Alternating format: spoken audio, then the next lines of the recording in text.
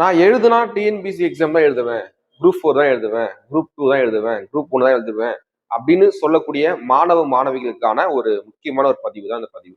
என்ன சொல்ல போறேன் அப்படின்னா, நம்ம தமிழ்நாட்டுல தமிழ் மீடியம் படிச்ச பசங்கள் டிஎன்பிசில எவ்வளவு வஞ்சிக்கப்படுறாங்க, மெயின்ஸ்ல எவ்வளவு கஷ்டப்படுறாங்க.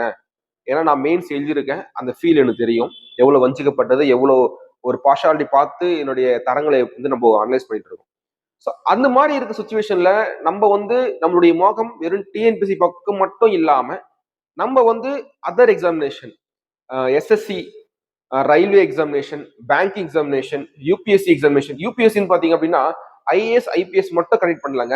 அவங்க வந்து கிட்டத்தட்ட ஒரு நிறைய எக்ஸாம் கனெக்ட் பண்றாங்க. இப்போ டிஎன்பிசி மாதிரி குரூப் 4 குரூப் 1 மட்டும் மாதிரி இல்லாம நிறைய எக்ஸாம் கனெக்ட் பண்றாங்க இல்லையா?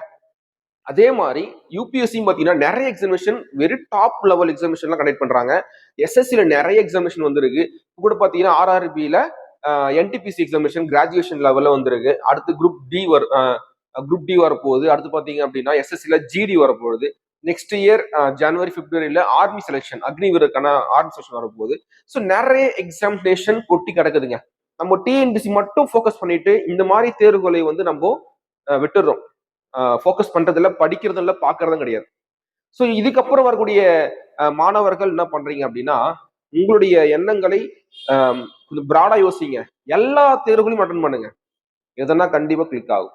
சரியா? அது மட்டும் இல்லாம டிஎன்பிசி மட்டும் ஃபோக்கஸ் பண்ணாம வரக்கூடிய இந்திய அளவுல இருக்கக்கூடிய அனைத்து தேர்வுகளையும் போட்டி போடுங்க. கண்டிப்பா ஒரு வேலை நம்மளுக்கு கிடைக்கும்.